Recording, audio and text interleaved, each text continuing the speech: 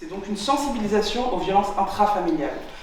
Pourquoi je parle d'intrafamilial? Parce que quand on parle des violences conjugales, en tout cas à mon sens, ce qui me paraît important, c'est de garder à l'esprit que le conjugal a toujours un impact sur la famille de manière générale. L'idée, c'est de pouvoir vous donner des éléments sur de quoi on parle quand on parle de violence conjugale, quand on parle de violence intrafamiliale, quels sont les processus qui sont en jeu dans le couple quand on parle de cette thématique-là, qu'est-ce qui se passe pour l'un et pour l'autre. C'est-à-dire que ce que je vais vous proposer aussi, c'est un volet, un focus un peu, pas que victimo, mais un focus légèrement criminaux, c'est-à-dire légèrement sur le versant aussi de l'auteur, comprendre un peu ce qui se passe aussi pour lui, ce qui se joue à son niveau aussi. Et puis voilà, les différentes étapes, les différentes institutions que vous pouvez aussi solliciter, que ce soit du côté de l'auteur, que ce soit du côté de la victime, ce qui peut se faire pour la mise à l'abri, ce qui peut se faire pour des démarches administratives par rapport aux droits des enfants, par rapport à tout ça. Parlant, la co-victime, c'est l'enfant. C'est l'enfant qui est exposé aux violences, c'est l'enfant qui est victime parfois de violences. Et enfin, la loi a entendu qu'un enfant qui est exposé. Exposé, ça ne veut pas forcément dire présent. Mais on en reparlera plus longuement, mais du coup, en tout cas, qu'il est impacté par ce qui se passe au sein du couple de ses parents. Et du coup, l'idée, c'est qu'on puisse décortiquer un petit peu qu'est-ce qui se passe pour lui.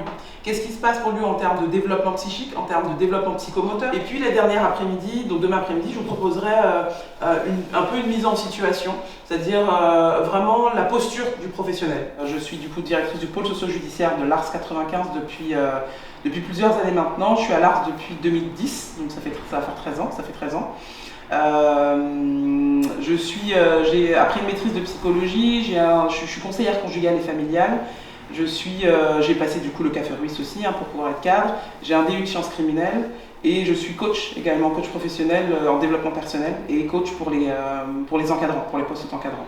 Le pôle socio-judiciaire, c'est un peu mes deux amours, conseil conjugal et familial, tout ce qui concerne la parentalité et la conjugalité, et DU de sciences criminelles, la criminologie pénale, accompagner l'auteur, essayer de comprendre qu'est-ce qui dans son histoire, qu'est-ce qui dans sa trajectoire a fait qu'à un moment il est passé à l'acte. Si on ne se concentre que sur l'accompagnement de la victime, sans prendre en considération en tout cas ce qui a pu se jouer dans la conjugalité, c'est ne pas permettre à la victime de pouvoir aussi se questionner sur ce qui a joué. Et donc ça, c'est un travail de repérage, d'identification, mais aussi clinique et psychologique qui se fait dans un autre espace, mais qui peut l'accompagner à ne pas reproduire, entre guillemets, parce que vous avez peut-être dû déjà avoir dans vos suivis des personnes qui répètent, qui sont dans la répétition, et que vous pouvez suivre parfois pendant plusieurs années, qui ont eu des relations différentes avec des hommes différents, et pour autant, la situation se répète sans cesse. Dans mon parcours, j'ai quand même pas mal rencontré de personnes, soit victimes, soit suspectes.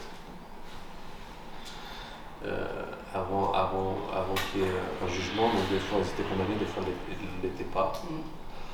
Voilà, puis après, avant tout ça, déjà en formation, j'avais eu l'occasion d'être aussi formé par rapport à ça, en formation d'éducateur spécialisé. Okay. Donc là, c'est pour rafraîchir un petit peu, c'est ça? J'imagine que c'était avant mes cadres. Okay. Un refresh. Je te rejoins sur le fait que je pense qu'il est fondamental de travailler autant avec la victime qu'avec l'auteur. C'est l'une des bases. Du coup, moi, c'est Audrey et je suis aussi en formation d'éducatrice spécialisée au CHRS Les Écureuils. Du coup, c'est un peu la même chose. C'est des choses qu'on a vues en cours, mais qui n'ont pas forcément été approfondies. Donc c'est intéressant de pouvoir avoir une autre vision qu'un formateur. C'est un sujet qui est important pour nous. Et moi, c'est surtout remettre en question la posture professionnelle. Je pense que c'est toujours important de se remettre en question. Et la prise en charge des enfants, c'est vrai qu'il y a très peu de lieux où orienter les enfants sur l'accompagnement. On est un peu dépourvu. Voilà. Donc dans le CHRS, on a une chambre qui est réservée pour les hommes qui ont un éloignement familial dans le cadre d'une plainte qui a été portée contre eux dans le cadre de violences intrafamiliales. Et du coup, je précise bien intrafamiliales parce qu'on a eu une fois un gros monsieur qui était, moi je me souviens que d'une fois, contre ses parents. Ouais. Et du coup, vous parlez du cycle de la violence ou quelque chose comme ça. Donc à mon avis, je vois à peu près de quoi il s'agit pour connaître un peu les violences en soi, mais c'est intéressant de voir de la matière théorique. Alors, quand on parle de violence conjugale, de quoi parle-t-on? Ça veut dire qu'on parle simplement de violence, mais dans le cadre du couple, et quand on parle dans le cadre de relations entre deux personnes qui sont en couple ou qui ont été en couple. Ça veut dire que la loi retient le caractère de la conjugalité, même quand ils ne sont plus en couple et même s'ils ne vivent pas ensemble. Et le fameux climat de tension. Le climat de tension, on en reparlera plusieurs fois parce qu'on parlera de comment il s'induit et surtout l'impact sur les enfants. Le fameux « il n'était pas là donc il n'a rien vu donc il n'est pas victime ». En fait, je ne sais pas si ça vous a déjà fait ça, mais par exemple vous rentrez dans une pièce et vous sentez une tension. Au travail par exemple, entre deux collègues, ou dans une réunion, on ne va pas y aller bien sûr, mais dans une réunion d'équipe, des choses comme ça, il y a quelque chose d'indicible, quelque chose d'impalpable qu'on ne peut pas palper, mais ça se ressent. Sauf que lui, il n'est pas forcément en capacité de poser les mots dessus. Les enfants que vous allez avoir dans vos suivis, qui ont été exposés à un moment ou à un autre à des violences, ont intériorisé un schéma de communication. Qu'est-ce qui fait selon vous qu'on arrive à un féminicide?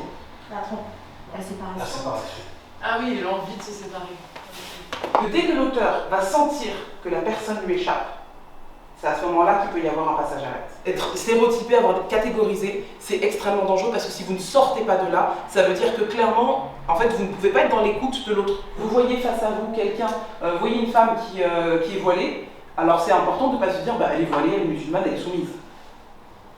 Donc c'est normal qu'elle se retrouve dans cette situation-là. C'est ces quatre points-là. Donc les 4 points qu'elle a évoqués, c'est la question du pouvoir, la question de l'intention. Tu fais pas ce que tu veux, je veux, ben tu verras plus les enfants. Donc la violence sur la parentalité, moi ce que je mets derrière, c'est justement toutes les menaces, tous les chantages et aussi toutes les intimidations et comment je viens te dénigrer dans ta fonction parentale. Devant les enfants. Exactement. C'est aussi toutes ces questions autour de l'isolement social et familial. Enfin, tu vois bien que tes parents m'aiment pas. Tu vas voir qu'ils m'aiment pas, qu'ils veulent notre mal, mais tu sais pourquoi? En fait, je pense que ta sœur, elle est jalouse de toi. Ça se voit, enfin, t'es plus belle qu'elle, t'es plus intelligente qu'elle, regarde ton statut, regarde ce que tu fais, regarde comment tu t'habilles. Du coup, je pense que voilà, elle est jalouse de toi et du coup, elle veut ton mal. Elle veut ton mal et c'est pour ça qu'elle veut t'éloigner. Elle veut t'éloigner de moi, elle veut que tu sois pas heureuse, elle veut que tu sois malheureuse comme elle. Regarde elle comment elle est pas toute seule, elle est ceci, son mari, ça n'a rien du tout, c'est un truc, ok.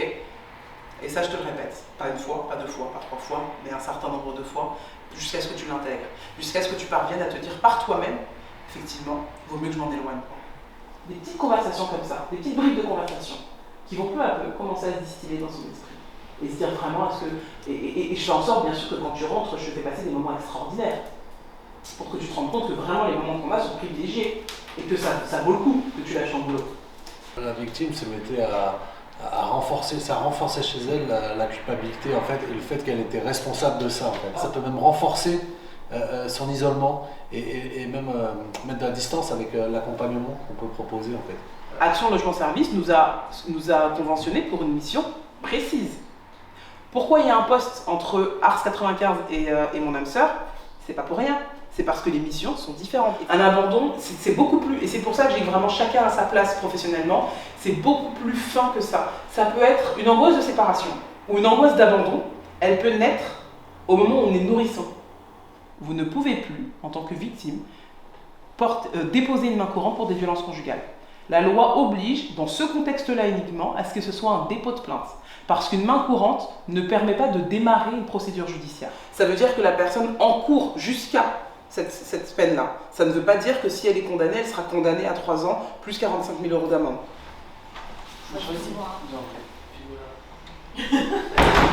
En cas d'agression sexuelle autre que le viol, les peines sont de 7 ans de prison et 100 000 € d'amende. Et en fait, vous voyez à quel point le caractère conjugal augmente la peine encourue, pour le coup. Je vous le disais hier, pendant très très longtemps, l'enfant n'a pas été pris en considération sur ce volet-là, en se disant que de toute façon, déjà s'il n'était pas présent, il n'était pas concerné, et pendant très longtemps, on a minimisé l'impact que ça pouvait avoir sur lui, le fait d'être présent. Alors imaginez une femme qui est donc enceinte, que ce soit dans le début de sa grossesse jusqu'au terme de sa grossesse, et qui subit des violences, que ce soit physiques, que ce soit psychologique, que ce soit sexuel, quel qu'il soit. Tout ce que ça induit et tout ce que ça impacte sur le plan psychologique en termes de traumatisme, en termes de stress, en termes d'angoisse, en termes de peur, de honte, toutes les émotions qu'on a pu voir hier. Donc comment différencier la phase normale de l'adolescence et ce qui vient s'exprimer par rapport à des troubles ou un impact d'une situation? C'est le questionnement. Quand c'est un bébé, qu'il a vécu ça au niveau fœtal, dans le ventre de la mère, Comment on travaille ça? C'est avec le soin qui va être prodigué auprès de l'enfant. Ça va être que c'est un enfant qui va peut-être être sous tension, qui va être angoissé, qui va faire beaucoup de crises, et du coup il va falloir rassurer, à qui va falloir parler aussi, expliquer les choses. Ça c'est une réalité. Mais en tout cas, il y a la possibilité de pouvoir le travailler dessus. Et même dans les histoires de vie qui vous sont déposées, et comme tu dis, voilà, quand on se rend compte que quand on creuse, ça remonte vraiment loin, et ben en fait, vous savez même pas que ça peut remonter encore plus loin. C'est juste que c'est in utero, donc il s'en souvient pas. Et ça sert à ça, en fait, des fois, la thérapie. Et c'est pour ça qu'il existe, par exemple, beaucoup de formes de thérapie. Vous avez, par exemple, 3-4 enfants, et il y en a un ou deux qui sont très perturbateurs. Naturellement, votre attention va se porter sur cet enfant-là. Sauf que ceux à côté, justement, qu'on ne voit pas et qui ne disent rien, c'est peut-être parfois ceux qui sont le plus en souffrance. Ça veut dire que même un parent qui a été auteur à ce moment-là, en fait, tant qu'il bénéficie de l'autorité parentale, ça veut dire qu'à mon sens, il doit être accompagné. Parce que souvenez-vous ce que je vous disais hier sur le volet un peu systémique, et ça je suis convaincue de ça et vraiment je le prêche fortement, on ne peut pas prévenir les violences au sein du couple si on ne s'intéresse pas à chacune des parties. Pourquoi vous êtes resté? C'est différent de qu'est-ce qui fait selon vous que vous êtes resté au domicile. Vous l'entendez ou pas la nuance? Et je ne peux pas vous faire une liste de toutes les structures qui existent. Par contre, ce qui est important, quand on accompagne des victimes, c'est de savoir qu'on peut passer le relais au bureau d'aide aux victimes, le BAV. Il y en a dans tous les tribunaux judiciaires, dans tous les départements. C'est donc un bureau, par exemple, nous, pour Pontoise, c'est un bureau qui est pris en charge par le CIDFF. Donc il y a des juristes qui sont là tous les jours pour pouvoir justement accueillir les victimes. Quand vous recevez cette personne dans votre espace, dans votre bureau, si vous y allez de manière frontale, si vous êtes trop enjoué, entre guillemets, parce que vous êtes de bonne humeur et que c'est super, eux, ils ne sont pas dans le même état que vous. Ils ont juste besoin de se poser. Et quand ils arrivent chez vous, généralement, c'est qu'ils ont déjà traversé pas mal d'épreuves et pas mal de moments cycliques avant d'arriver chez vous. Donc ils ont juste besoin de se poser. Ça va peut-être durer que 15 minutes. Et après, hop, il faudra repartir dans un autre rythme. Mais ces 15 minutes-là, c'est parfois 15 minutes où des fois, ce sont des femmes qui sont sans leurs enfants. Parfois. C'est les seules 15 minutes où les enfants seront gardés par vos collègues. Et elle arrive chez vous, avec tout ça. En fait, venez, on se laisse juste le temps de se poser. C'est accueillir quelqu'un. Après, c'est aussi, je l'ai dit hier, le fait qu'on soit aussi en petit groupe, je pense que c'est pas mal.